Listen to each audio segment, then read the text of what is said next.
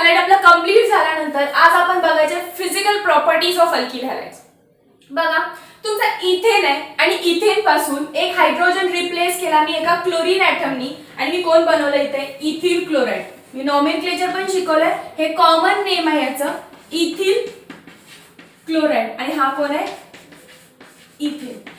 तर हा जो बनलेला तुमचा इथिल क्लोराइड आहे याच्या फिजिकल प्रॉपर्टीज आणि ज्याच्यापासून आपण बनवलाय इथेन याच्या फिजिकल प्रॉपर्टीज टोटली डिफरंट असतात. का?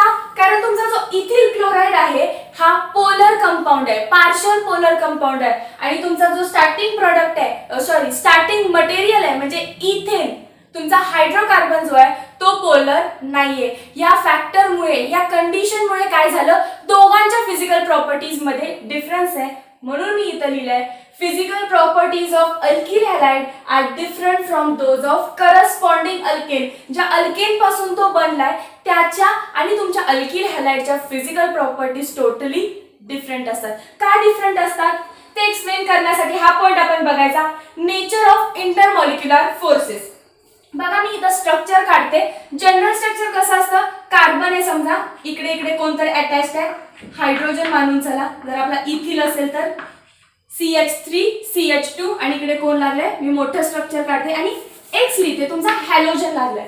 तुम्हाला माहिती आहे फ्लोरीन, क्लोरीन, ब्रोमीन, आयोडीन हे सगळे हॅलोजन मोर इलेक्ट्रोनिगेटिव्ह असतात दॅन कार्बन ॲटम. हे इलेक्ट्रोनिगेटिव्ह ॲटम आहे म्हणजेच काय, तुमच्या सिग्मा बॉन्ड मधली इलेक्ट्रॉन डेन्सिटी ते स्वतःकडे खेचून घेत असतात. जर हॅलोजन ॲटम कार्बन कडून इलेक्ट्रॉन खेचून घ्यायलाय तर त्याच्यावरती कुठला चार्ज तयार होणार हो, मायनस. पण पूर्ण इलेक्ट्रॉन काढून घेत नाही तो. कसे घेतो, थोडे इलेक्ट्रॉन्स म्हणजे बॉन्ड आहे बट बॉन्ड थ्रू इलेक्ट्रॉन्स फक्त आपल्याकडे खेचून घ्यायला, आपलं घर भरायला तो इलेक्ट्रॉन्सनी. तर आता तुमचा ह्याच्यावरती चार्ज कुठला येणार, इलेक्ट्रॉन्स आल्यामुळे पार्शल निगेटिव्ह चार्ज येणार. आता कार्बन ॲटम बघा इकडे, ह्याच्याकडचे इलेक्ट्रॉन्स निघून चाललात, ह्याचं घर रिकामं व्हायलाय, हा भिकारी व्हायला लागलाय कारण ह्याच्याकडून इलेक्ट्रॉन्स काय व्हायला लागले, तुमच्या हॅलोजन ॲटमकडे निघून चालले. सो कार्बन वरती, मी इथे हायड्रोजन दाखवते, हा कार्बन वरती पार्शियल पॉझिटिव्ह चार्ज. बॉन्ड अजून तुटलेला नाहीये, बॉन्ड असतो म्हणून पार्शियल चार्जेस तयार होतात. जो इलेक्ट्रॉन खेचतो तो हॅलोजन, त्याच्यावरती निगेटिव्ह चार्ज. ज्याच्यापासून इलेक्ट्रॉन चाललेत तो कार्बन, त्याच्यावरती कुठला येतो चार्ज, पार्शियल पॉझिटिव्ह चार्ज. आता हा चार्ज असा डिफरन्शिएट झाला म्हणजेच काय झाला, तुमचा कंपाऊंड, तुमचा alkyl halide alkyl halides are moderately polar compounds. असं जर चार्ज डिफरन्शिएट होत असेल, डिफरन्स होत असेल तर अशा कंपाऊंड्सना काय म्हणायचं, पोलर कंपाऊंड्स. बघा, म्हणून मी काय लिहिते, the carbon atom to which hydrogen is attach. असा कार्बन की ज्याला हायड्रोजन अटॅच आहे गेट्स पार्शियलची साइन म्हणजे delta, partial positive charge and कोणाला निगेटिव्ह चार्ज भेटतो, हॅलोजनला. Halogen atom gets partial negative charge. लक्षात आलं, कार्बन ॲटम की ज्याला हायड्रोजन अटॅच्ड आहे त्याला पार्शियल पॉझिटिव्ह चार्ज येतो आणि halogen atom being more electronegative, more EN म्हणजे काय, electronegative, gets partial negative charge. Due to this charge separation alkyl halides are moderately polar compounds. आता बघा याच्यामुळे काय झालं, या हॅलोजनच्या जागी कोण कोण येऊ शकतं, म्हणजे कुठले हॅलोजन्स आहेत तुमचे, वेगळ्या कलरने लिहू, फ्लोरीन येईल, क्लोरीन येईल, ब्रोमीन येईल, आयोडीन येईल. आता वेगवेगळे हॅलाइड्स घेऊन बघूया ह्या बॉन्ड मध्ये, या इंटरमॉलिक्युलर जो फोर्स आहे याच्यामध्ये काय डिफरन्स होतोय. मी बोर्ड रफ करते एवढा खालचा, बघा CH3F, CH3, दुसरा कोण आहे फ्लोरीन, नंतर कोण असतो खाली क्लोरीन, CH3 क्लोरीन, नंतर ब्रोमीन आणि CH3 आयोडीन. वेगवेगळे हॅलोजन्स लावले. आता तुम्हाला माहिती आहे की जेव्हा पिरियॉडिक टेबलमध्ये तुम्ही पिरियडमध्ये अपर टू डाऊन डायरेक्शन चाललंय, वरून खाली चाललंय, साईज कशी होत असते ॲटमची, वाढत असते. म्हणजे फ्लोरीनची साईज कमी आहे, क्लोरीनची मोठी आहे, त्याच्यापेक्षा ब्रोमीनची मोठी आहे आणि त्याच्यापेक्षा आयोडीनची साईज काय आहे, मोठी आहे. खाली जाईल तसं ॲटमची साईज वाढते. आता ॲटमची साईज वाढल्यामुळे काय होतं, बॉन्ड लेंथ वाढते. जर यांना स्टेबल राहायचं आहे तर बल्की ॲटमला सांभाळायचं असेल तर बॉन्ड लेंथ काय करायला पाहिजे, मोठी करायला पाहिजे. म्हणजे बघा कसं होतंय, CH3 बॉन्ड लेंथ मध्ये ह्या बॉन्डची लेंथ F, CH3 मोठ्या ॲटमाला जरा बॉन्ड लेंथ वाढली, CH3 मोठ्या ॲटमाला अजून आणखी बॉन्ड लेंथ काय झाली, वाढली, CH3. बघा जसं तुम्ही हॅलोजन ॲटम चेंज करत गेला अपर पासून down, fluorine, chlorine, bromine, iodine size मोठी होत गेल्यामुळे बॉन्ड लेंथ वाढत गेली. आणि बॉन्ड लेंथ आणि बॉन्ड स्ट्रेंथ एकमेकाला इनव्हर्स प्रोपोर्शन मध्ये असतात, हे माहिती आहे तुम्हाला. बॉन्ड लेंथ जेवढी वाढते तेवढी बॉन्डची त्या स्ट्रेंथ कमी होते. Inverse 1 upon bond strength. म्हणजे काय होणार आहे, सगळ्यात स्ट्रॉंग बॉन्ड कोण असणार आहे याच्यामध्ये, CH3F. मग कोण असणार, CH3Cl. मग कोणाचा असणार, CH3Br. आणि सगळ्यात कमी बॉन्ड स्ट्रेंथ कोणाची असणार आहे, CH3I. कोणाचं लिहिते बघा, मी मेन्शन करते इथे, बॉन्ड स्ट्रेंथ. आणि बॉन्ड लेंथ ह्या म्हटलं मी तुम्हाला तर याच्या उलटी, कारण बॉन्ड स्ट्रेंथ आणि बॉन्ड लेंथ इनव्हर्स प्रोपोर्शन आहे. तर इथं बघून लिहा, सगळ्यात मोठं कोण आहे, CH3I ची सगळ्यात जास्त, CH3Br नंतर, त्याच्यानंतर CH3Cl आणि सगळ्यात कमी कोणाची असते, CH3F ची. लक्षात आलं. सगळ्यात स्ट्रॉंग बॉन्ड ज्याच्यात असणार त्याच्यात सगळ्यात स्ट्रॉंग इंटरमॉलिक्युलर फोर्स असणार. कुणाचा बॉन्ड सगळ्यात स्ट्रॉंग आहे, CH3F चा, CH3F. त्याच्यानंतर CH3Cl, CH3Br आणि सगळ्यात वीक कोण आहे, CH3I.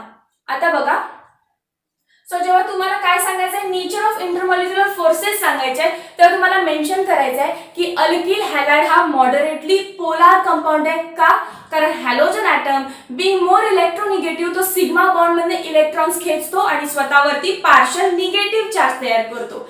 बिचारा शेजारचा जो कार्बन ॲटम आहे त्याचं घर रिकामं व्हायला, तो भिकारी व्हायलाय, कारण त्याच्या घरातून इलेक्ट्रॉन्स काढून घ्यायला आपला हॅलोजन ॲटम. सो त्या कार्बन ॲटम वरती पार्शियल पॉझिटिव्ह चार्ज निर्माण झाला. सो मी काय लिहितो इथे, the carbon atom to which hydrogen is attached gets partial positive charge and halogen atom gets partial negative charge. This gives rise to moderately polar compounds.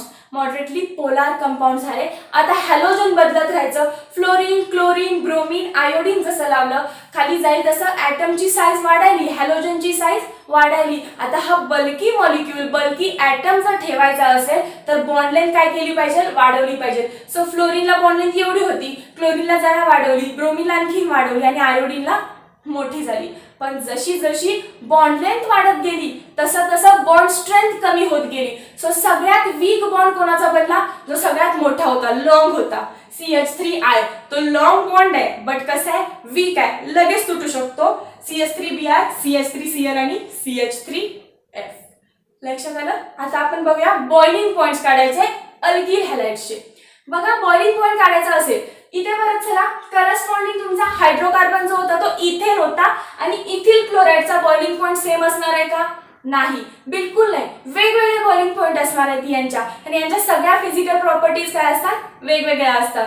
So बघा boiling point generally आपण जेव्हा alkyl क्लोराइडचा काढणार तेव्हा polarity आणि van डर वाल force of attraction यांच्यात कुठला force असतो, व्हॅन डर वाल फोर्स ऑफ अट्रॅक्शन खूप मोठा रोल प्ले करतात. मग आम्ही बॉइलिंग पॉइंट जर तुम्हाला कुठल्याही कंपाऊंडचा काढायचं सांगितलं तर बेसिक सांगते, जेवढं मॉलिक्युलर मास मोठं तेवढा त्याचा बॉइलिंग पॉइंट जास्त, कारण मोठ्या ॲटमला तोडायला, बॉइल करायला जास्त वेळ लागणार की नाही, म्हणून जेवढं मॉलिक्युलर मास मोठं तेवढा बॉइलिंग पॉइंट जास्त. हा बोर्ड रफ करू, ओके.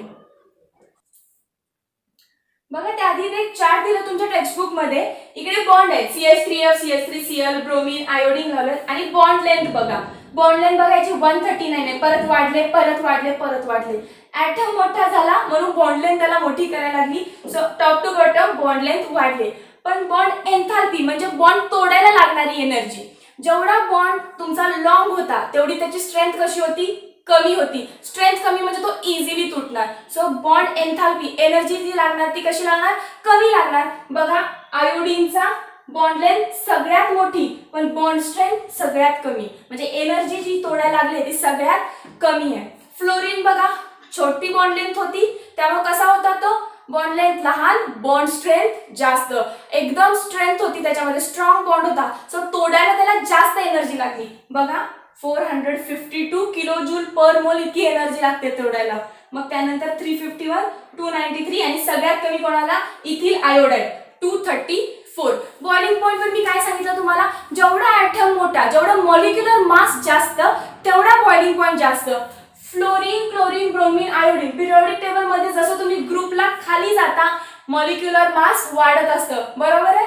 मग बघा 194.5, 248, 276, 315.4 म्हणजे खाली जाईल तसं इकडे मास वाढायला, तसं इकडे बॉइलिंग पॉइंट पण वाढायला.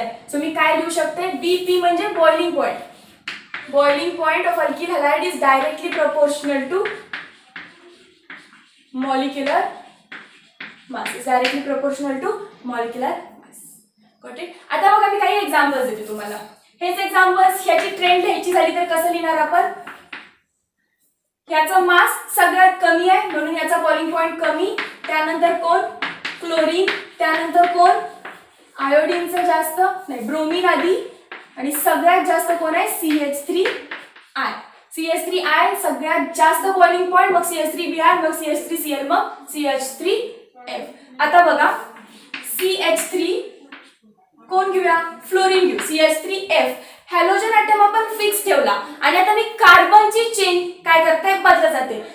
ही जेव्हा मी ट्रेंड दिलेली तुम्ही काय बघितलं, हॅलोजन ॲटम बघितला. बघा आयोडीन सगळ्यात मोठा आहे म्हणजे मॉलिक्युलर मास सगळ्यात जास्त. सो आयोडीनचं बॉइलिंग पॉइंट पण सगळ्यात जास्त असणार. मग ब्रोमीन, मग क्लोरीन, मग फ्लोरीन. पण जर मी हॅलोजन ॲटम कॉन्स्टंट ठेवला for a given halogen atom, for a given halogen atom CH3F आहे म्हणा, परत काय करते, चेन वाढवते, CH2 CH2F, परत CH3 CH2 CH2F, CH3 CH2 CH2 CH2F. इथे हॅलोजन ॲटम सगळे फ्लोरीनच आहेत बट मॉलिक्युलर मास तरीही वाढत गेले का, कार्बन ॲटम वाढले म्हणजेच मॉलिक्युलर मास पण वाढलं. बघा इथं 1 कार्बन आहे, इथं 2 कार्बन आहेत, इथं 3 आहेत, इथं 4 आहेत, म्हणजे मॉलिक्युलर मास सगळ्यात जास्त कोणाचं असणार, याचं. मग कोणाचं, याचं, मग याचं. आणि सगळ्यात कमी कोणाचं आहे, याचं. सगळ्यात लिस्ट कोणाचं आहे, याचं. आता जर बॉइलिंग पॉइंटची ट्रेंड लिहा, मी जर नावं देते बघा, याला 1 म्हणते रोमन नंबर, याला 2 म्हणते, याला 3 म्हणा, याला 4 म्हणा. कसं सांगाल, बॉइलिंग पॉइंट सगळ्यात जास्त कोणाचा, ज्याचा मॉलिक्युलर मास जास्त. याचा मॉलिक्युलर मास जास्त असणार कारण ह्याच्यात नंबर ऑफ ॲटम बघा किती आहेत, 4 कार्बन आहेत, 1 फ्लोरीन आहे आणि बाकीचे हायड्रोजन आहेत. सो ह्याचं बॉइलिंग पॉइंट सगळ्यात जास्त. सो 4th ॲटम जो आहे, 4th कंपाऊंड जो आहे त्याचा बॉइलिंग पॉइंट जास्त, मग थर्डचा, मग सेकंडचा आणि सगळ्यात कमी फर्स्टचा, सगळ्यात कमी फर्स्टचा. सो आपण आणखी काय म्हणू शकतो, boiling point is directly proportional to number of carbon atom in a straight chain. काय लिहू शकते बघा, boiling point is directly proportional to number of carbon atoms in a straight chain. लक्षात आलं. आता मी आणखी काही एक्झाम्पल्स देते, बोर्ड ड्राफ्ट करू. ओके, पहिली कंडिशन आपण बघितली, boiling point is directly proportional to molecular mass. त्यानंतर बघितलं आपण हॅलोजन ॲटम कॉन्स्टंट ठेवला, बरोबर आहे, आणि फ्लोरीन फ्लोरीन फ्लोरीन घेतलं बट कार्बनची चेन वाढवली. जेवढी मोठी तुमची कार्बनची चेन म्हणजे जेवढे जास्त कार्बन ॲटम तेवढा तुमचा बॉइलिंग पॉइंट जास्त होता, number of carbon atoms in a straight chain. आता बघा मी काय करते, आणखी एक्झाम्पल्स घ्या. CH3F किंवा क्लोरीन घेऊ, CH3Cl, CH3,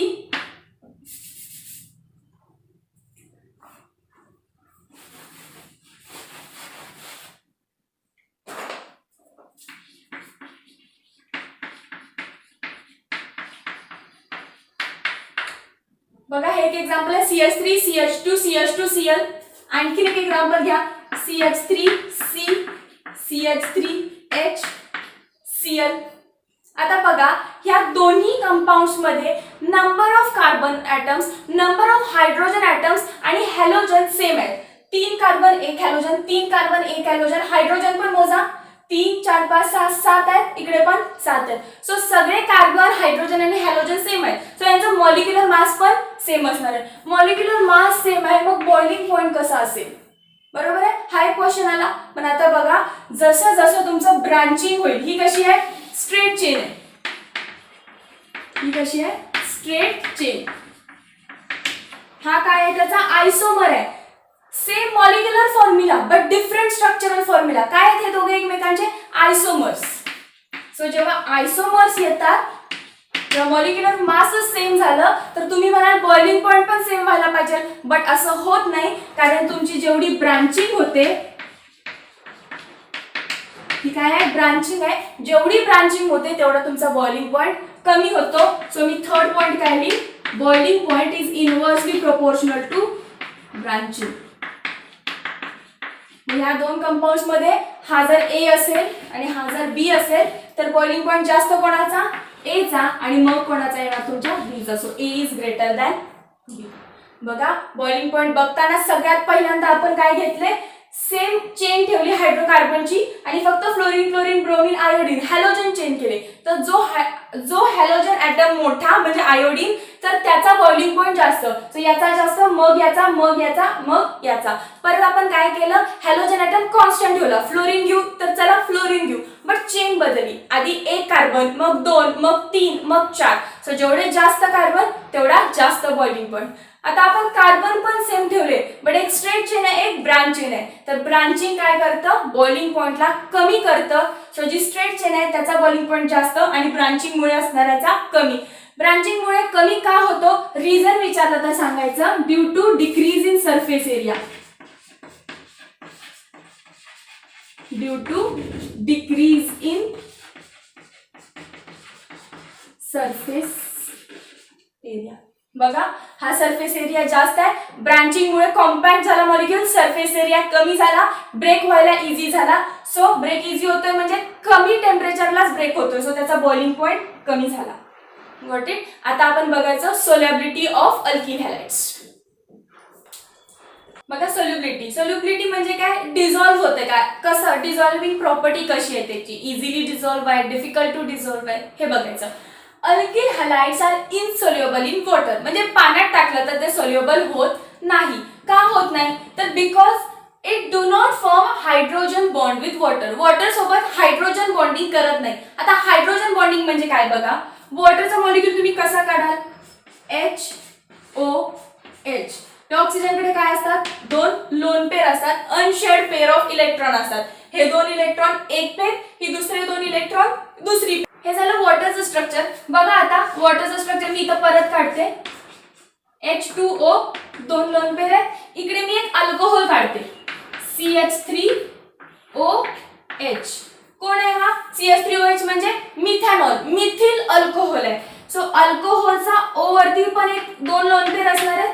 बरोबर आहे. आता बघा हा ऑक्सिजन, मिथॅनॉलचा ऑक्सिजन म्हणजे अल्कोहोलचा ऑक्सिजन पार्शियल एक बॉन्ड बनवतो. कोणासोबत? वॉटरच्या हायड्रोजन सोबत. हायड्रोजन वरती चार्ज पॉझिटिव्ह, ऑक्सिजन वरती लोन पेअर म्हणजे इलेक्ट्रॉन म्हणजे निगेटिव्ह. सो ऑक्सिजनची लोन पेअर आणि हायड्रोजनचा प्लस हे काय करतात? बॉन्ड बनवतात. एक हा बॉन्ड म्हणजे कुठला आहे? Hydrogen bond. हायड्रोजननी बॉन्ड बनवला, सो H बॉन्डिंग. काय म्हणायचं याला? H बॉन्डिंग किंवा हायड्रोजन बॉन्डिंग. आता अल्कोहोल हायड्रोजन बॉन्डिंग करतात म्हणून सोल्युबिलिटी कशी आहे? पाण्यासोबत बॉन्डिंग केलं म्हणजे काय? पाण्यासोबत मिक्स होऊन गेला तो. So easily soluble. बट अशा टाईपचा हायड्रोजन बॉन्डिंग अल्किल हॅलाइड करत नाहीत. बघा अल्किल हॅलाइड कोण घेऊ? CH3Cl. आहे का कुठला हायड्रोजन ॲटम? आहे का कुठला? असं क्लोरीन मायनस असला तरी सुद्धा तो H सोबत बॉन्डिंग करत नाही. कोण करत असतं? ऑक्सिजन ॲटम करत असतो. सो हा alkyl halides do not, alkyl halides hydrogen bonding करत नाहीत. So they are insoluble in water. लक्षात आलं? आता बघा alkyl halides are soluble in, but ते सोल्युबल कशात होतात? Non polar organic solvent, carbon disulphide, acetone, हे जे ऑर्गॅनिक सॉल्व्हंट आहेत याच्यामध्ये अल्किल हॅलाइड इझिली सोल्युबल होतो, बट वॉटर मध्ये होत नाही. सो सोल्युबिलिटीची एक लाईन घेऊ शकता, alkyl halides do not form hydrogen bonding with water, hence they are insoluble in water, but they are soluble in कशामध्ये? Organic solvent. ते पण कसले? कुठे लिहिलं? Non polar organic solvents. Next बघा, aryl halides are also insoluble in water. Aryl halides म्हणजे कोण? तुमचे बेन्झाइल हॅलाइड्स, CH, बेन्झीन रिंगला क्लोरीन ॲटम, बेन्झाइल क्लोराइड, याला aryl chloride, aryl fluoride, aryl iodide काही असेल ते, हे पण पाण्यात डिझॉल्व्ह होत नाही कारण हे पण हायड्रोजन बॉन्डिंग करणार नाही, but they are also soluble in organic solvent. बघा, ऑर्गॅनिक सॉल्व्हंट मध्ये हे सोल्युबल होतात. जर दुसरा कुठला फंक्शनल ग्रुप अटॅच्ड आहे का? याला नाही, फक्त कोण आहे? हॅलाइड अटॅच्ड आहे. असे जर अरिल हॅलाइड असतील तर त्यांचं बिहेवियर सेम अल्किल हॅलाइड सारखं असतं, म्हणजे CH3Cl असेल किंवा हा अरिल हॅलाइड असेल, सेम फिजिकल प्रॉपर्टीज दाखवणार. कधीपर्यंत? जोपर्यंत याला दुसरा कुठला फंक्शनल ग्रुप अटॅच नाही. जर मी इथं OH लावला, फिनॉल लावला, तर याच्या प्रॉपर्टीज काय होतील? बदलतील. पण मी OH नाही लावला, दुसरा कुठला अजून फंक्शनल ग्रुप आलेला नाही, तोपर्यंत अरिल हॅलाइड अल्किल हॅलाइडच्याच फिजिकल प्रॉपर्टीज दाखवत असतो, त्याच्यासारखंच फंक्शन करत असतो. Got it? आणखीन एक नोट पॉइंट मी सांगते बघा. बघा, मी बोर्डवरती काही 3 स्ट्रक्चर काढले, सगळे डायक्लोरोबेन्झीन आहेत, फक्त पोझिशन वेगळी आहे. जसे की हा ऑर्थो डायक्लोरोबेन्झीन आहे, हा कोण आहे? ऑर्थो मेटा, हा मेटा डायक्लोरोबेन्झीन आहे. हा कोण आहे? पॅरा डायक्लोरोबेन्झीन आहे. आता सगळे कोण आहेत? डायक्लोरोबेन्झीन आहे, फक्त पोझिशन वेगळी आहे. या तिघांमध्ये जर तुम्ही बॉइलिंग पॉइंट बघाल तर बॉइलिंग पॉइंट नियरली इक्वल आहेत. बघा, 450 ची रेंज आहे, 453, 446, 448. सो यांचा बॉइलिंग पॉइंट नियरली इक्वल आहे. बट जेव्हा तुम्ही ह्याचा फ्रीजिंग पॉइंट बघाल, not freezing point, melting point बघाल, जेव्हा तुम्ही याचा मेल्टिंग पॉइंट बघाल तुम्हाला लक्षात येईल की जो थर्ड कंपाऊंड आहे पॅरा, याचा मेल्टिंग पॉइंट जास्त आहे कोणापेक्षा? मेटापेक्षा, आणि सगळ्यात कमी कोणाचा आहे? ऑर्थोच आहे. असं का झालं? तर पॅराचं स्ट्रक्चर बघा, एक सिमेट्रिक स्ट्रक्चर आहे. मी जर इथून या मॉलिक्युलला कट केलं तर वरती जो भाग आहे तोच खाली भाग आहे. तर जेव्हा याचं सॉलिड स्ट्रक्चर बनेल, म्हणजे खूप सारे पॅरा डायक्लोरोबेन्झीन एकत्र येतील, तेव्हा एक कॉम्पॅक्ट सॉलिड तयार करतील. कॉम्पॅक्ट म्हणजे स्ट्रॉंग इंटरमॉलिक्युलर फोर्स असणारा सॉलिड तयार करतील. जर strong intermolecular force of attraction असेल तर तोडायला एनर्जी जास्त लागली, तोडायला टेम्परेचर जास्त लागलं. सो याचा जो तोडण्यासाठी लागणारा, मेल्ट करण्यासाठी लागणारा जे टेम्परेचर आहे ते सगळ्यात जास्त असणार आहे, याचं त्यापेक्षा कमी आणि याचं सगळ्यात कमी. लक्षात आलं? हा सिमेट्रिक असल्यामुळे काय झालं? एक कॉम्पॅक्ट लॅटाइस, एक कॉम्पॅक्ट क्रिस्टल तयार करतो की त्या क्रिस्टल मध्ये strong intermolecular force of attraction आहे. जर strong intermolecular forces of attraction असतील तर त्याला मेल्ट करायला जास्त टेम्परेचर द्यायला लागेल. सो पॅरावाले कंपाऊंड आहेत त्यांचं काय असणार आहे? मेल्टिंग पॉइंट जास्त असणार आहे.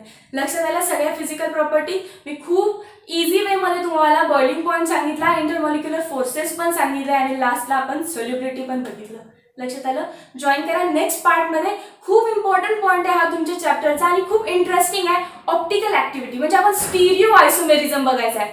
नाव ऐकायला जड आहे पण कन्सेप्ट तेवढीच सुंदर आहे. जॉईन करा नेक्स्ट पार्ट मध्ये. Thank you so much.